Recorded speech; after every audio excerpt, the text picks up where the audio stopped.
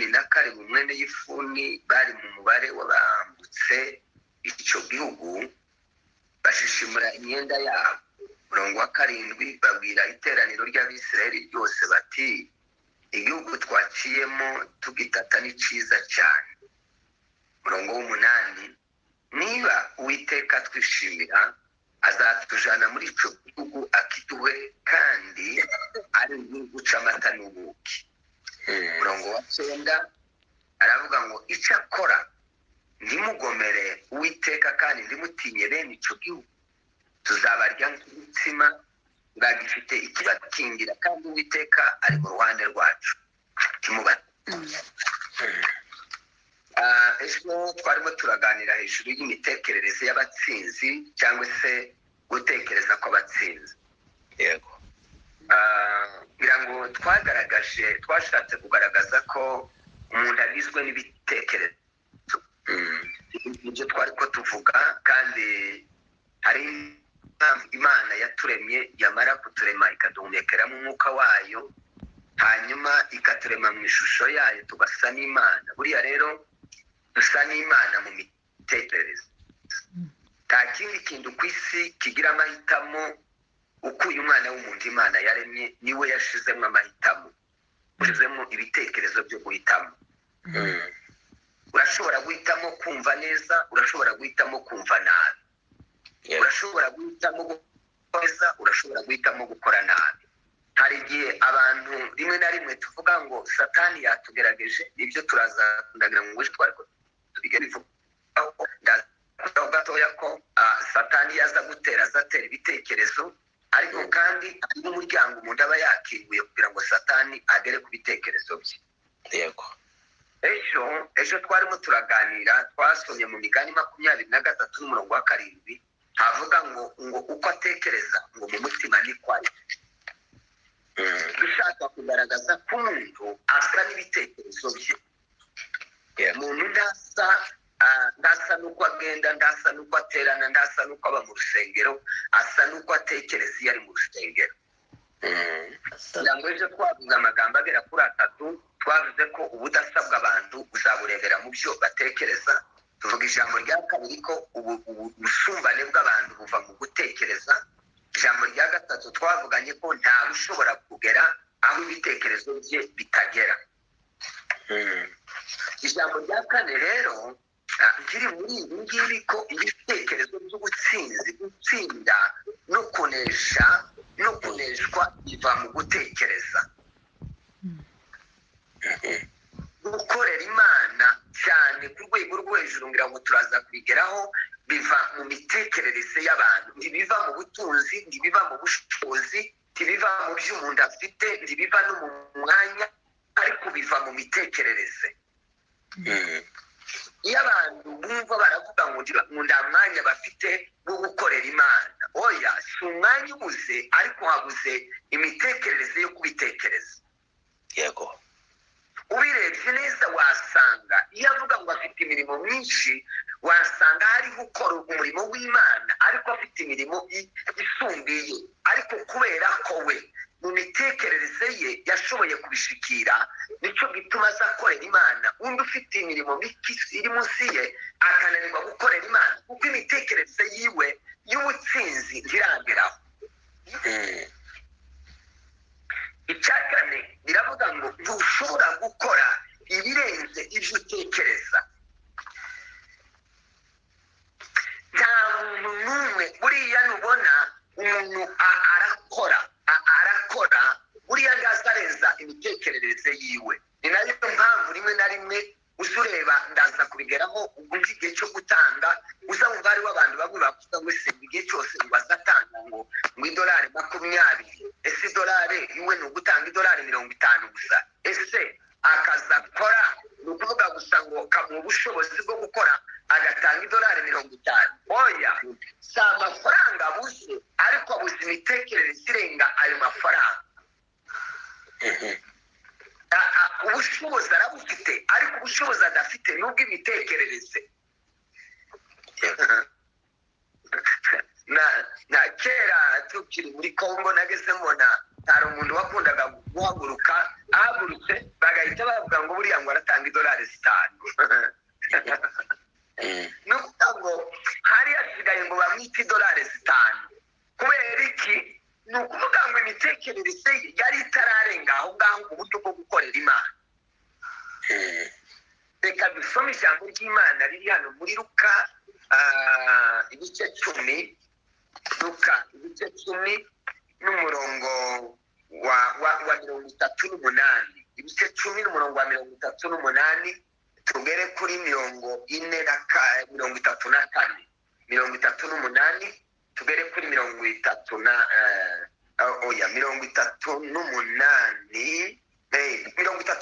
tugere kuri 42 samani. haravuga ngo 30 nuko bakigenda baja mu kirorero, umugore witwaga Marita aramwakira amujana iwe. murongo wa 39. uwo yari afite mwene se witwaga Mariya, yari yicaye hafi y'ibirenge by'umwami Yesu yumva ijambo rye. ariko Marita yari yahagaritse umutima n'imirimo myinshi yo kumuzimana. aho bigeze aramwegera aramubwira ati, databuja, ntibikubabaje yuko mwene data yampariye imirimo wamubwiye akamfasha. 41. umwami Yesu aramusubiza ati, Marita, Marita, uriganyira wirusha muri byinshi. 41. ariko ngombwa ni kimwe, kandi Mariya ahisemo umugabane mwiza atazaba. Yego. Mana yanjye, murebe, ntushobora gukora ibirenze ibyo utekereza, ntibikunda. numvise aya makuru uburyo avuze murayazi cyane. Marita niwe wakiriye Yesu, kandi yari afite ngo nibo bavukana. noneho Yesu ngo ashitse aba bantu babiri bahita bagira imitekerereze ibiri. ntawe ushobora gukora ibirenze uko atekereza. Marita yahise ahita we imitekerereze ye yahise imushana, iramubwira ngo wicarane na Yesu wumve ijambo rye. amen. none we yaravuze ati, ningaho yavuze ati, Yesu sanzwe numva amakuru ye, noneho namwiboneye, yageze mu rugo, yaje iwanje. icy'ingenzi rero, yewe ndicara ku birenge bye maze numve amagambo ye, numve neza, numve twicaranye.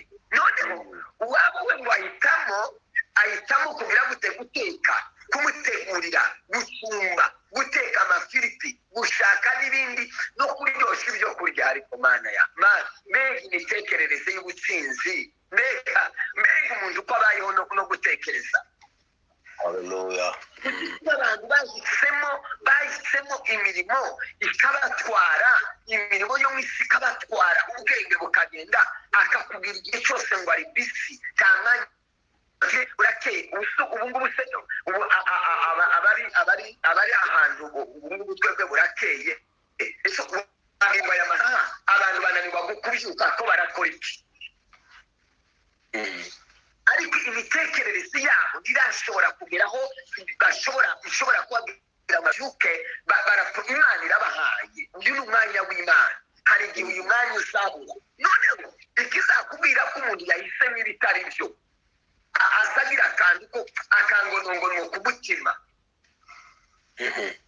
noneho urebe igitangaza, Marita nta kibazo yigeze agira. yagiraga ikibazo se imitekerereze yiwe ko ari yagiye ku ijambo ry'Imana, uwaba arakora ngo amare kuruha, abona kugaruka aza kuba ni nko kuza kurya. bageze bavuga ngo abana ngo yagiye kurega iwabo, aza kumurega kuri Yesu. aramubwira, wumva imitekerereze. yahisemo guteka, icya kabiri wabo we yimbise gusa karatekereza ijambo ry'Imana karumva nacyo bituma uzarebe no mu nzu y'Imana abantu bose bagira amapolitike ni abantu batagira imitekerereze yo gutwara umwanya kumva ijambo ry'Imana. Noneho iyo imitekerereze idashobora gusiporota kwihangana kumva ijambo ry'Imana niba azagaruka ngo ariko buriya ngo ese wenda yabona ko yatinze kweri ariko ngo aho yavugiye ngo ntiyohagarikira hariya. Abandi nabo banezerewe ko baragira ngo iyo umuntu akomeza ubundi nawe yarushe kandi afite ibyamuruhije afite ibindi ayatekereza. Marita Mariya araza ngo abwira Yesu atari ko se wenda wayibona ko ndushe wabwiye muvandimwe akaza akamfasha. Yesu mukunda Yesu namwe muramukunda ariko mukundira iki? Mukundira ko atageza ahisha kiyageza acisha higa ikintu kitwishuka umuza kuri mukubonye nta kuri tukivuga ku ijambo ry'Imana. Yego dusiga abantu kandi ukabona ko umuntu ayakora ibitari byo ariko nyine urabona ngo iki si uko Yesu yageza avuga. Oya, sinabwo ijambo ry'Imana ridutegeka. Ijambo ry'Imana ritubwira kuvuga uko ijambo rimeze. Yesu aramubwira ngo kandi niwe yari kwategurira, niwe yari kwacumbira, niwe yari kwashakira abafite n'ibindi niwe ibirungo yari kwashakira Yesu ibirungo. Yesu ahita amubwira aramubwira ati umva nkubwire wa mukobwa we wa mugore umva uyu nguyu yahisemo umugabane mwiza atazahwa. Muri iki gihe wagenda wageze mu rugo rw'umuntu ukaragutekera hanyuma yamara gutekera ariko wamusubiza iryo jambo ninde wo kuba ukakubivuga ko twahwereye twapfuye tutobasha kubwira abantu. Nayo mpamvu n'ubu tutakigira abantu ngo yanga urumva nyine ngo biragoye.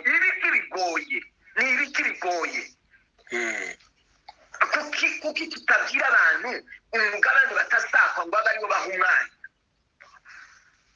kubera iki tworohereza abantu tukumva ko ibyo batubwiye ari byo bisobanutse hariho ijambo ry'Imana?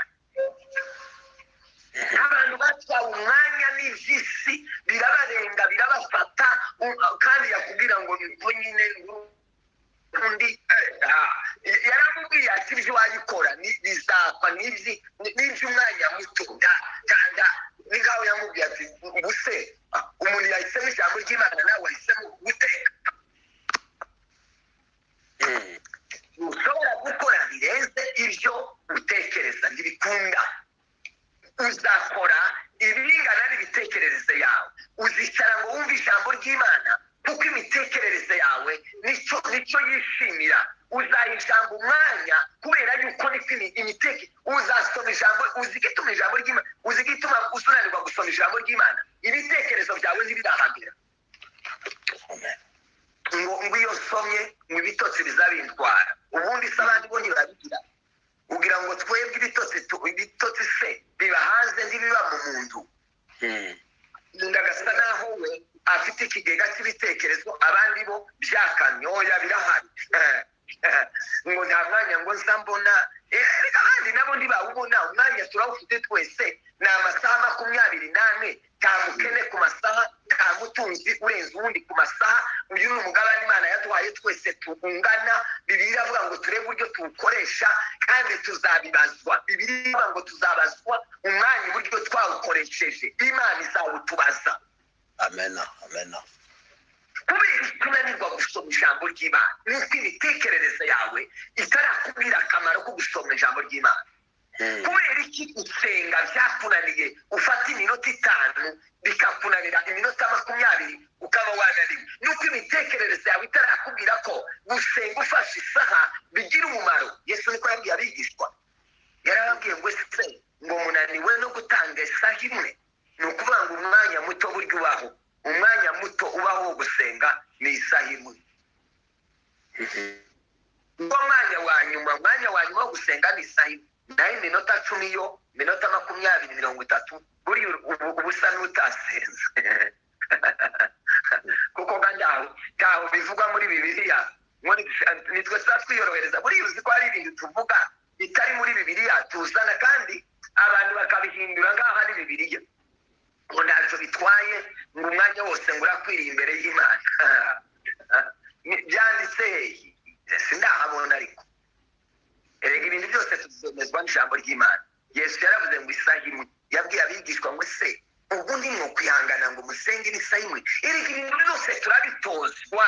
Gusenga isaha biratozwa, gusenga amasaha abiri biratozwa, gusenga amasaha atatu biratozwa. Hari abantu bapfukama agapfukama ukagira ngo none yagenda azongera kugaruka. Hari abantu basenga bagasenga bakagenda ukibaza ngo bageze mu ijuru. Barabitozwa. Amen. Gutekereza biratozwa, birigishwa. Haleluya. Umuntu yigishwa gutekereza kukaguka. Imana idufashe.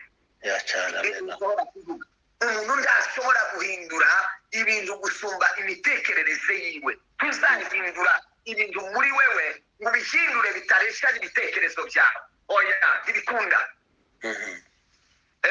Ni ukuvuga ngo umuntu ahindura ubuzima bwe, ahindura imibereho ye bijyanye n'uburyo atekereza. Niba umuntu ashobora kuvuga ngo reka yubake inzu, azubaka inzu ingana n'imitekerereze yiwe. Buriya umuntu arashobora kuvuga ngo arubaka inzu y'icyumba kimwe cyangwa ibyumba bibiri, undi akavuga ati nubaka ibyumba bitanu, kandi akamubwira ngo inzu y'ibyumba ngo bibiri ngo n'ibyumba bitanu ngo nicyo kimwe nanone ngo depasi. Oya, si imwe. Ariko kubera ko imitekerereze ye yahageze aba yumva ko byoroshye. Ni ukuvuga ngo guhindura ubuzima bwacu bwo mu mwuka, ubuzima bwo gukorera Imana kugira ngo tubihindure. Ntituzabihindura biruta imitekerereze yacu, ntibikunda. Reka dusome ijambo ry'Imana hano muri Luka 15:17. Yego. 15:17. Haravuga ngo 15 umurongo wa 17, umurambarara kubona bisigaye nangora nuko haravuga ngo 15:17 haravuga ngo nuko yishyuriyemo arigira ati abagaragu ba data ni benshi kandi bahazwa n'imitsima bakayisigaza, nonje inzara insinze hano.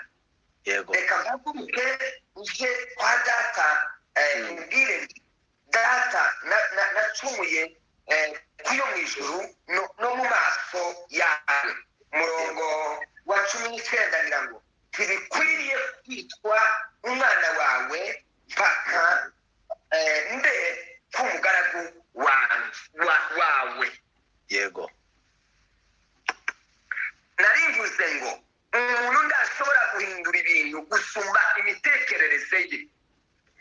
Inkuru z'uyu mwana kundaga nafata ijambo rimwe ku gutinya umwanya. Murebe umutekereze umusore nibuka umunsi atangiriye se icyizere akabwira se ngo namuha umutungo wiwe, namuha umugabane we. Yego. Se aramworohera amuha umugabane we. Uko niko imitekerereze yari yamubwiye, arabimuha aragenda. Ngo amare kugenda, iyo yakageraga ubuzima buramugora, ubuzima burahinduka, ahura n'intambara, ahura n'ibyago biteye ubwoba.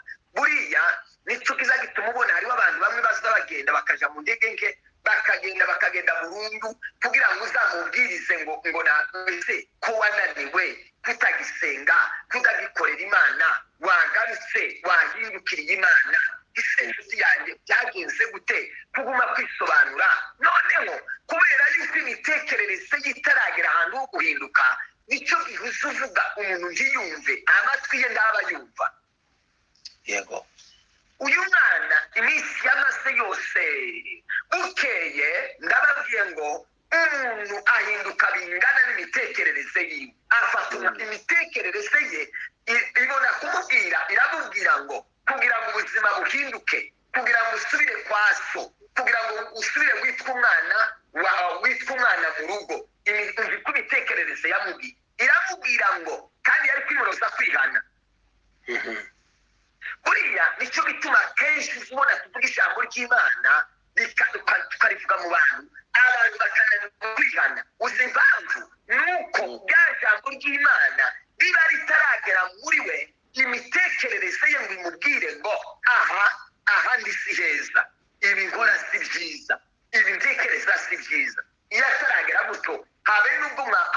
muza mumuvugira mu matwi ntashobora guhinduka.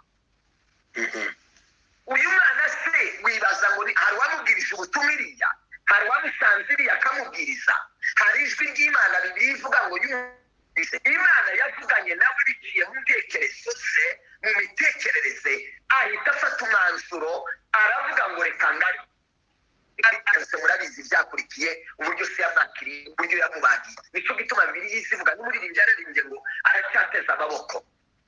Imana iracyateza amaboko, imitekerereze ishobora guhinduka. Niba nshoboye kuvuga ibishobora gusobanura. Yego, birumvikana. Gukurikira umuntu yitwara, umuntu yifata bingana n'uko atekereza.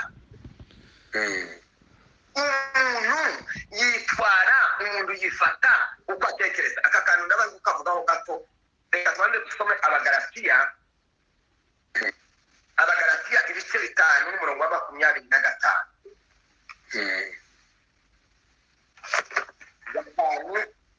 Abagalatiya ibice 5 umurongo wa 25 haravuga ngo niba tubeshwaho n'umwuka tujye tuyoborwa n'umwuka. Amena. 26 haravuga ngo twe kwifata uko tutari. Kandi tugirana amahari. Yego. N'Abafilipi basi. Reka nsome Abafilipi ibice 2 n'umurongo wa 3. Abafilipi ibice 2 n'umurongo wa 3. Haravuga ngo ibice 2 n'umurongo wa 3. Ntimukagire icyo mukorera kwirema ibice cyangwa kwifata uko mutari. Yego. Ahubwo mwicishe bugufi mu mitima, umuntu wese yibwire ko mugenzi we amuruta. Haleluya. Umuntu ndashobora narivuze ngo umuntu ndiyo kwitwara cyangwa ndiyo kwifata birenze uko atekereza. Ni ukuvuga ngo umuntu yitwara, umuntu yifata uko atekereza. Munumve Bibiliya yavuze ngo twe kwifata uko utariko. Yego. Ubu ndatekereje iri jambo niho natahuye neza. Biriya bintu byose mubona abantu bikora, abantu ntibashobora kwambara uko imitekerereze yabo itangana. Iriya myifatire muri mu kubona, biriya iyi si tugezemo, iyi myambarire mubona, uburyo mubona abantu bambara bakiyambika ubusa, buriya igituma tuvuga ndibundi imitekerereze yabo ndishobora. Umuntu yitwara, umuntu yifata uko imitekerereze yiwe ingana. Nose wakwibaza ubundi nta muntu ukora ikintu kitajyanye n'uko atekereza. Oya, biriya byose si ukugeragezwa, si ukuvuga ngo abantu batewe. Naranabagenga iyo umuntu yatewe aterwa mu bitekerezo, yamara guterwa mu bitekerezo agakora uko ibitekerezo bimubwiye, agakora uko ibitekerezo bye bingana. Yego. Niba umuntu ashobora gufata none agafata umusatsi ukera ariko atarinzi, akagenda agashyiramo nimba ari plante sinzi biriya bashyiramo umusatsi ukera, bwaca agasubira kandi akawukuraho akawugira nimba ari ukaba nka kirete cyangwa jone, bwaca akawukuraho. Wibaza ntashobora kwifata birenze imitekerereze ye rwose. Amena. Niba umuntu ashobora kwambara akantu k'agace wareba ukazureba hasi, niba uhayeho n'isi yayambara ubusa igashiruka isoni ikambara ubusa, niko imitekerereze yabo ingana. Ntibashobora gukora ibisumba uko batekereza. Nayo mpamvu Bibiliya yavuze twoye kwifata uko tutari. Hari uko aho twagizwe, hari uko twahinduwe, hari urwego hari aho Imana yadukuye, hari n'aho yadushikije. Noneho Bibiliya igashaka ngo twifate usarire uzarebe. Ni nko nko kuvuga ngo umuntu yishwe minisitire yego noneho namara kwitwa minisitiri umva iryo zina ryonyine ategerezwa gutekereza nka minisitiri ategereza kwambara nka minisitiri rwose ategerezwa kuri ahantu hasa n'izina ryiwe ategerezwa kwambara bakavuga ngo uriya ni mu minisitiri noneho iyo bimunaniye iyo ahawe izo nshingano akananirwa gutekereza nk'umuyobozi akananirwa kwambara nk'umuyobozi akananirwa kwitwara nk'umuyobozi by'ukuri bidatize bahita bamukuraho kuko bigaragaza ko agiye gutukisha iki agiye gutukisha ubuyobozi cyane ni ukuvuga ngo natwe bibiri iravuga ngo twebweho ngo dufite gutekereza kwa kirisitu haleluya twebwe dufite gutekereza kwa kirisitu ariko ndaribaza ngo se iyo abantu bitwara kuriya baba bafite imitekerereze ese kirisito yabaye umugabo niyo nzanibaza uri mu kubona abasore noneho ibindi mpindo zagiye ziza umuntu agatereka ubwanwa ukibaza ese burimo amafaranga ese burimo ingahabu ese niba ibanga riri wareba imyambaro umuntu akibaza nibaza ese abantu kuki batazabibaza ese yesu yobaye umugabo yo kwambaye nka kuriya umuntu yo nama mbivuga kera ndagira ngo murabizi namwe bariza biza amashuri ariko n'abatarize n'ababyeyi baratwigishije umwana yageze yiga akiga muri primaire akazamuka yagera mu mwaka wa gatandatu yaje kuja kuri secondaire bagahita bahindura ubwo akava mu kabutura akaja mu ipantaro cyane ni ibintu byageze njyewe ubu niho nagiye mbitekereza byageze byaba bihinduka n'ubu niko bimeze umwana ariga n'ubu muri primaire yaje kugera kuri secondaire bakamuhindura ipantaro ariko ikintu gitangaje ni uburyo usigaye ubona abantu ko barasubira mu bwana umuntu w'umugabo akava mu ipantaro akaja mu ikabutura iyo mitekerereze abantu rero bakavuga ngo ni iterambere ni ukujijuka ese kujijuka ugasubira inyuma abafaransa ko bavuga ngo ni retrograde umuntu yakura asubira inyuma cyangwa umuntu akura aje imbere kubera iki ni ukwifata uko tutari imitekerereze yahindutse kandi tuzigera dutsinda ntituzaba abatsinzi dufite imitekerereze yo gusubira inyuma yego imana ishimwe cyane bya nyuma wenda uje hepfo ikindi tuzigera wishimira gutangira imana birenze uko utekereza tuzigera wishimira gutangira imana birenze ibyo utekereza ntibikunda buriya hari igihe kera iriya ruguru nageze mbibona abantu bakanezerwa cyane cyane cyane cyane hakaba iyo umuntu avuga ngo ngusarire ngo natanze ngo nari nanezerewe sinamenye uburyo natanze ngo n'ibyo natanze ngo sinamenye uko byagenze ariko nanone yageze abisohoza oya ese ko nta wundi wabaye gutyo kuki waba yabaye gutyo akagera kuri urwo rwego kuko abandi bataba babaye gutyo nababwiye ngo hariho umupapa twari tumaze kumenya ngo ni $5 kubera iki niyo mitekerereze yiwe buriya ntidusumbana gutangira imana nibyo bimwe ejo ndababwira ngo kuki imana isi imukorera igitangaza ariko yaza gushima akavuga ngo dukomere imana amashyi akavuga ngo nanjye ndatera za haleluya ngo ndatera za ngo niko numva umutima wanjye wayubira ese uwo mutima ubira kuko utabira mu gutanga ibintu ese uwo mutima ubira ngo uratambira imana ngo bashyiremo igisimba ngo utambire imana kuko utabira ngo utange ku byo imana yaduhaye ntabishoboye kubera iki imitekerereze yiwe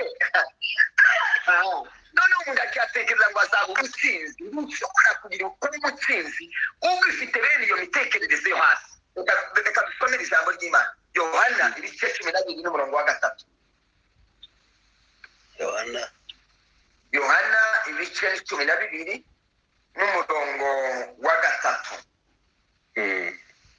bibiliya iravuga ngo 12:3 mariya yenda igice cy'indatira y'amavuta meza nk'amadahano y'agati kitwa narada y'igiciro cyinshi cyane, y'igiciro cyinshi cyane, twumvikane, y'igiciro cyinshi cyane. Hariho abantu batanga ibintu by'igiciro cyinshi cyane. Aho noneho ayasiga ku birenge bya Yesu, abihanaguza umusatsi we, inzu yose itamamo ayo mavuta. Ariko iri jambo naryo riza rinezeza nk'uko agira Imana. Noneho tuzosanga birenze imitekerereze yawe. Reka ntibikunda. Wisuzume, wirebe, ese wewe uzohora ku $10. Nubona akazi uyu mwaka, wabonye akazi, noneho niba wahembwaga ku kwezi ugahembwa $1,000, noneho wahembwe $2,000, cyangwa niba wahembwaga $500 kurahembwa $800, none se uzakomeza ugume ku $50? Ibibazo ni byinshi, n'ingorane ni nyinshi. Noneho umuntu yatanga, ukamenya akazi kiwe ariko agatanga menshi, ukavuga ngo buriya ntiwabimenya ngo n'ahandi azakora. Hehe azakora. Ahubwo icyo gusumbya ni imitekerereze. Yego. Uyu mugore yateye ubwoba, ateye ubwoba mu bagore bose bateye ubwoba n'isi. Biravuga ngo, inyigisho ziravuga ngo aya mavuta y'agati ka narada yari afite agaciro k'umushahara w'umwaka wose.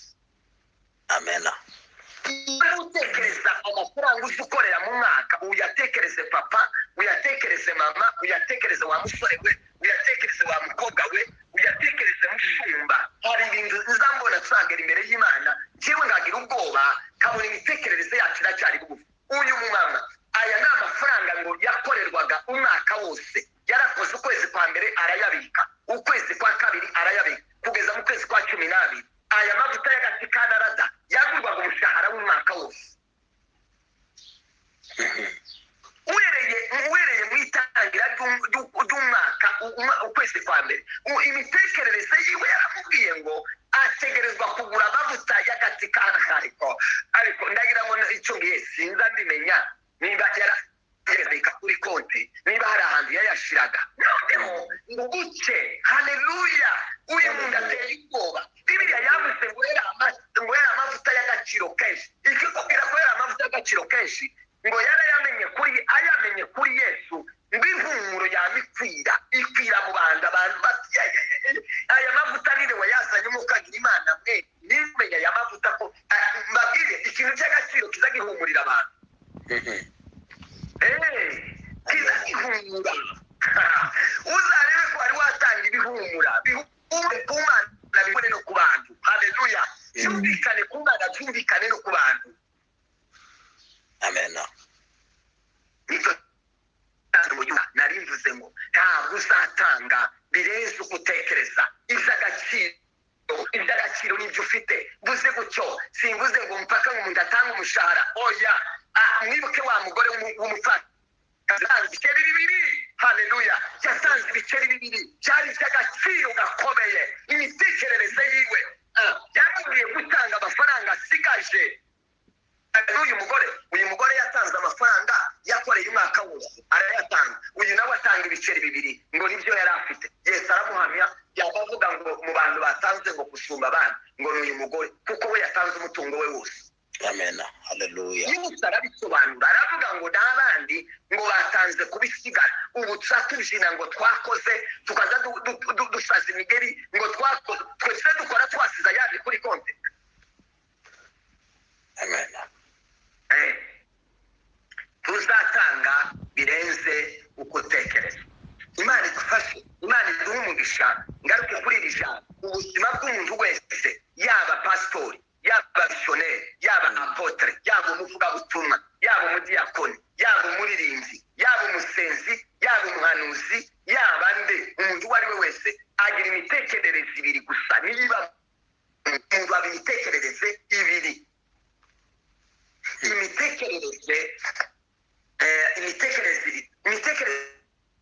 imitekerereze mibi, ariyo mitekerereze yo gutsindwa.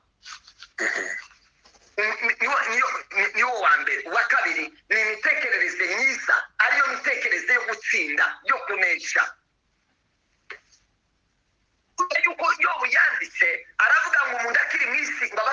twakuriye mu ntambara.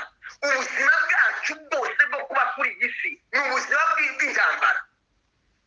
Usibye ko tugira intambara zitandukanye, hakaba n'abantu bari intambara, ariko tugira intambara zibiri, ni intambara zibiri zo mu mitekerereze. Ni imitekerereze yo gutsindwa n'imitekerereze yo gutsinda. Ni imitekerereze mibi, imitekerereze myiza. Ni irungu kuba mwiza no kuba mubi. Yego.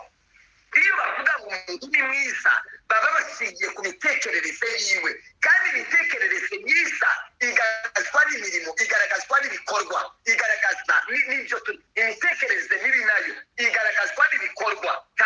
Ntiwapfa guhura n'umuntu gusa ngo waba uvuga ngo ni mubi utarabona imirimo ye, utarabona ibikorwa bye. Niko gituma muri Yohana wa gatatu, urwandiko rwa Yohana wa gatatu igice cya mbere n'umurongo wa 11 haravuga ngo, igice cya mbere umurongo wa 11 haravuga ngo ukundwa ntukigane ikibi, ahubwo igatiza ukora ibyiza, niwe w'Imana ufite imitekerereze y'ubutsinzi. Imitekerereze niwe w'Imana. Bibiliya asobanuye, Imana ihabwa icyubahiro. Nitugira imitekerereze yo kureba Imana, yo kwizera Imana, yo gukora ibyo Imana ishaka, ngo turabe Imana, amaze aravuga ngo naho ukora ibibi ntiyari bwabo ntiyabona Imana. Mwumve igitangaza, ngo ntarabona Imana. Yego. Ariko ufite imitekerereze yo gutsinzi, gutsinda, utekereza kunesha, ugendana imitekerereze y'ubutsinzi. Bibiliya yavuze ngo iyo niyo mitekerereze myiza, ngo abo ngabo ngo ukora ibyiza ngo nibo b'Imana, abo nibo bana b'Imana. Kandi ikintu cyantangaje, imitekerereze yo gutsindwa ariyo mitekerereze mibi itangirira ibice 6 umurongo wa 5. Gira nirukanke vuba ndebe ko ncungura umwanya. Itangiriro 6 umurongo wa 5 haravuga ngo kandi Uwiteka abona yuko ingeso z'abantu zari mbi cyane mu isi, kandi ko kwibwira kose imitima yabo ari kubigusa iteka. Imana yabibuye igihe cya Nowa yazanye umwuzure bishingiye ku mitekerereze mibi abantu bari bafite.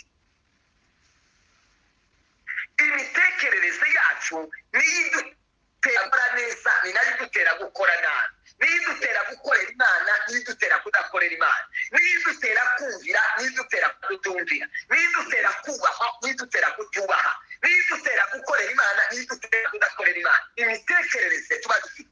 Igihe cya Nowa abantu ngo bagize imitekerereze yabo ngo yari mibi gusa, yari mibi, bituma Imana ifata umwanzuro wo kugira gute bwo kuhareba. Amen, amen, amen. Imana niyo ikorana bafite imitekerereze yo gutsindwa, ariyo mitekerereze mibi, ariyo mitekerereze yo kutubaha Imana, ariyo mitekerereze yo kutareba Imana. Imitekerereze mibi iza yirebaho ireba Imana. Matayo igice cya 5 n'umurongo wa 19 haravuga ngo kuko mu mutima w'umuntu ariho haturuka ibitekerezo bibi. Munyumve neza, kuko mu mutima w'umuntu ariho haturuka ibitekerezo bibi: kwica no gusambana no guheheta, kwiba no kubesherana, kubeshera abandi n'ibitutsi. Biva hehe? Byavuze ngo biva mu bitekerezo. Buriya kwiba, buriya gusambana, buriya kurenganya Imana, ngira ngo kakamuza mwumva ngunda kukavuga aho abantu baze bavuga ngo mushumba ngo uzanze, ngira ngo mwebwe wenda twebwe kudatanga icyacu. Umuntu azatekereza ngo nukugira udufaranga dukeya, noneho umuntu akareba yagutunda udufaranga afite yadukubitamwo depanse akabona turashize, akakubwira ngo depanse yabaye nyinshi kuruta ngo amafaranga yabaye make ngo kuruta depanse. Ngo nicyo gituma tatanze icyacu. Nkibwira ndi wenda mwebwe muzamuba nk'abafata utubaye ngo tuja hejuru, murashobora kuba nk'abakiranuka ngira ngo. Ariko icyo nshaka kuvuga mbora mbibwira abantu, kabwira ndisi ko tuzadutanga imisoro ya leta, namwe muzamuyitanga kwe. Ndabizi muzamubitubwira cyane, muzamutanga imisoro ya leta. Hari umuntu bari basengera, wari wabwira pasiteri ngo amusengere ngo Imana imushoboze gutanga imisoro ya leta. Aho ho anateye n'imbere bayakatiraho atarakugeraho. Nibo babishoboye. Barabishoboye bishobora abantu benshi bofunzwe kubera kudakiranuka noneho bo bamenye ubwenge noneho twebwe mu itorero kiribaho iyo systeme ntiturayubaka kubera tudahemba iyo systeme ntitwoyubaka noneho ukabwira abantu ese ni gute muza muvuga ngo nitubasengere ngo Imana ibashoboze gutanga icya 10 ariko nimutubwire ngo tubasengere ngo Imana ibashoboze gutanga umusoro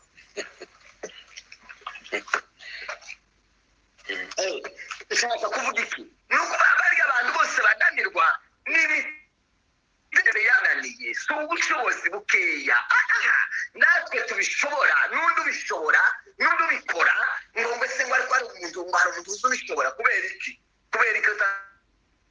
kuza ushobora gusenga akaba abandi bananiwe gusenga kuza ushobora gusoma ijambo ry'Imana akaba ariyo bandi babishobora niko n'ubundi bimeze hariho abantu babishoye hariho abantu bakiranuka kandi ntugire ngo baba mu mwuka baba mu mbaraga oya ni imitekerereze yabo ijya mitekerereze iva mu mutima isambana kwiba kudakiranuka kudakorera Imana kudahagarara dushikamye biva mu mitekerereze tuzigera utsinda ibitekerezo utarasi tuzigera unesha uriho imitekerereze atararisha urwo rugamba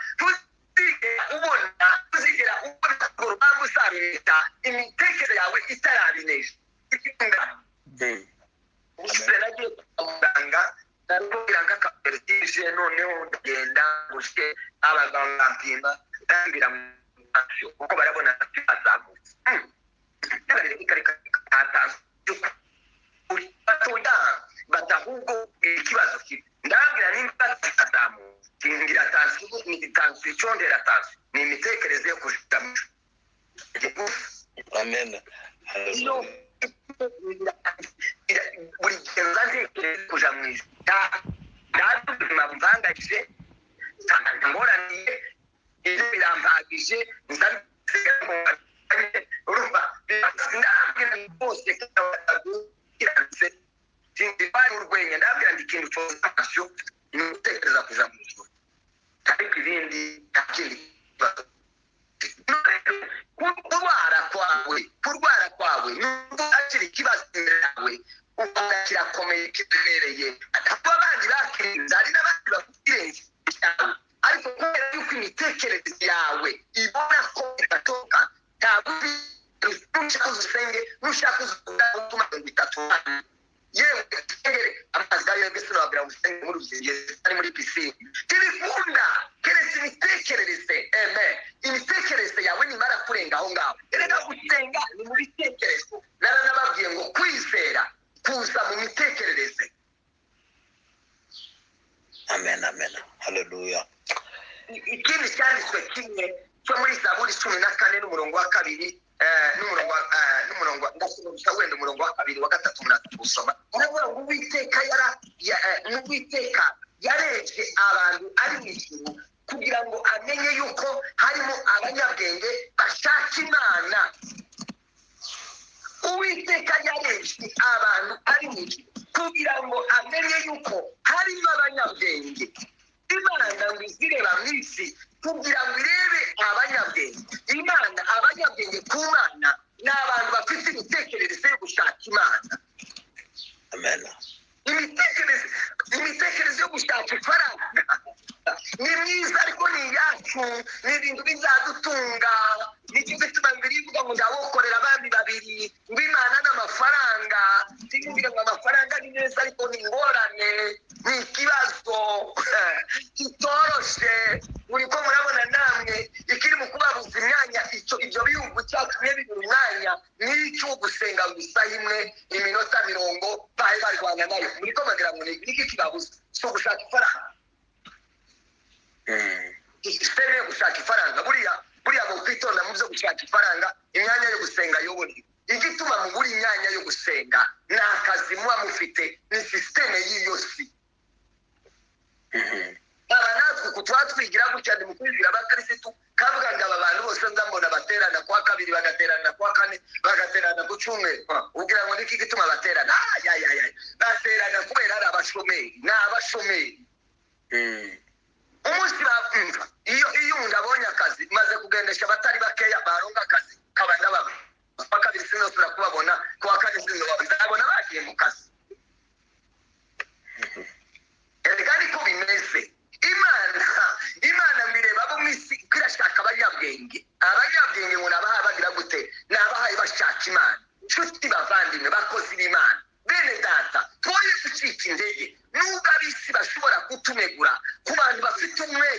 dushaka imana. Haleluya. Turi abanyabwenge, bibiliya niko ivuga. Ntituri abaswa, oya. Ntitwari dutakaza umwanya. No. Amen. Imigani 6:16 haravuga ngo, imigani 6:16 umurongo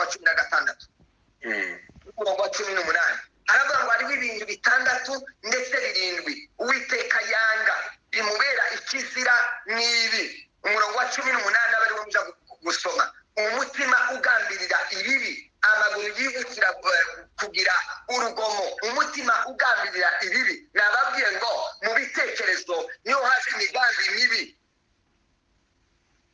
Abari abicanyi bose, bari abagizi ba nabi, biva mu bitekerezo. Abadashaka ko abandi babaho, abadashakira abandi amahoro, abadashaka ko abandi banezerwa, abadashakira abandi kubaho no kuramba, buriya ntibiva mu handi. Ni ibitekerezo bibi, nibyo Satani yinjiyemo ngo amare kubibinjiramo, birabagomesha, baba bagome, baba bazi b'Imana. Buriya abantu bose bagira imitekerereze mibi, nuko babanza kuba abagome b'Imana mbere yo kuba nayo mpamvu ngo nditurorere, oya, nditurorere kubera Imana bivuze. Nuko yamenye imitekerereze mibi, aba yakunye umugome w'Imana, aza kuba umugome w'abantu, yabanje kuba umugome w'Imana. Ni nacyo gituma Imana idashobora kwihanganira abagome, abantu banga abandi, abanyenzigo, ab'imitima mibi. Imana nziza ibishimira. Buriya ni ibitekerezo biba byaracafuze. Kandi imitekerereze mibi ituma duhitamo kudakorera Imana. Yego. Imitekerereze mibi ituma duhitamo kudakorera Imana. Reka nsome iki cyanditswe cyaranejeje bitangaje, ngira ngo wabara gisomye, ariko reka ngihuze n'iri ngiri. Yohana wa mbere, urwandiko rwa Yohana wa mbere, igice cya 1 n'umurongo wa 10. Iri jambo rizaringangaza ni ukuri, kandi byanditswe icyo gihe, ariko n'ubu birahari. Haravuga ngo nicyo gituma niza nzashyira habona ibyo Diyoterefe akora n'ukuntu adusebya akatubeshera.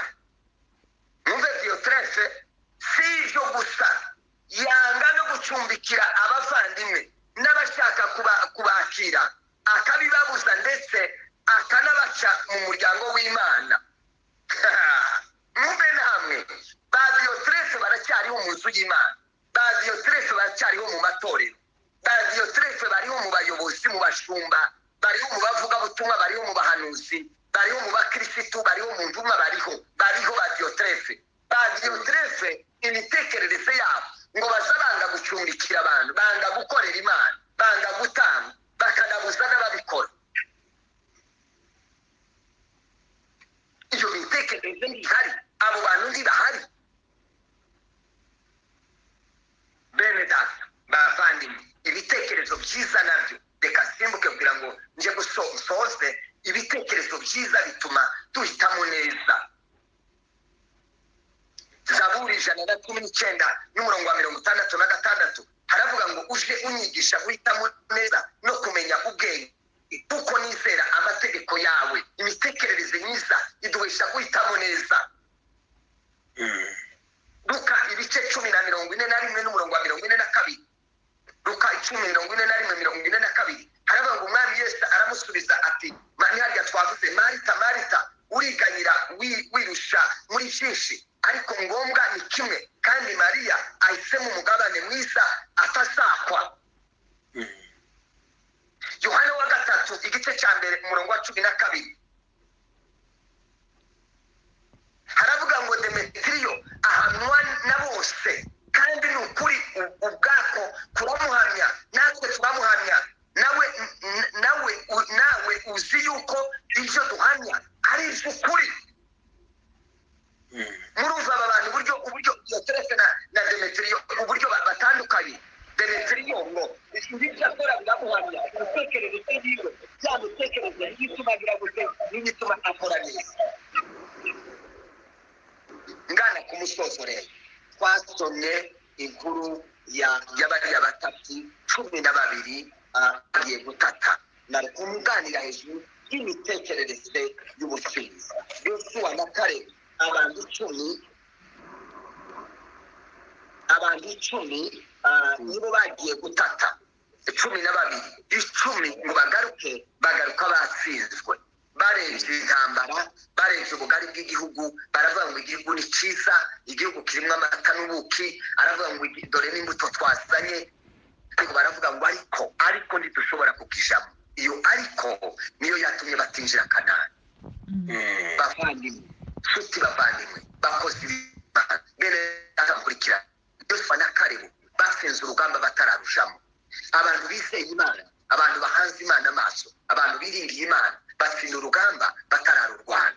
Biciye mu buryo bwo kureba, mu buryo bwo kwatura. Akanwa kacu kararema, ariko karema ibivuye mu mitekerereze. Buriya tuvuga ibivuye mu mitekerereze. Yosuwa na Kalebu babwiye iteraniro, bararibwira ngo niba Uwiteka twishimiye igihugu tuzakijamo. Ndetse ikintu gitangaje, amagambo bagiye bavuga ateye ubwoba. Baravuze ngo ntakibakingiye, ntakiriho. Abantu bari mu kuvuga inkuru z'incamugongo, bakavuga ko ari bidashoboka, bakavuga ko ari bidakunda, bakavuga ko ari imisozi, bakavuga ngo barasenze. Oya, haracyari ibyiringiro. Hindura imitekerereze, hindura imyumvire, hindura kuvuga. Haleluya! Ibintu haracyari ibyiringiro, biracyashoboka. Wewe gusa ijambo ry'Imana rigere mu mitekerereze yawe. Yosuwa na Kalebu bibuka yuko Imana ariyo yababwiye ngo izabageza Kanani. Haleluya! Nicyo cyabareresheje. Baratekereza, baravuga ngo Imana ntibesha, Imana ntinanirwa, Imana ntakiza kitera ubwoba, ntakinanira Imana. Baravuga gusa ngo mwebwe mureke kugomera Imana. Bavandimwe, tureke ibyaha, tureke intege nke, tureke gucika intege, tureke ubwoba. Icyo Imana yavuze izagisohoza, kuko niyo yakivuze.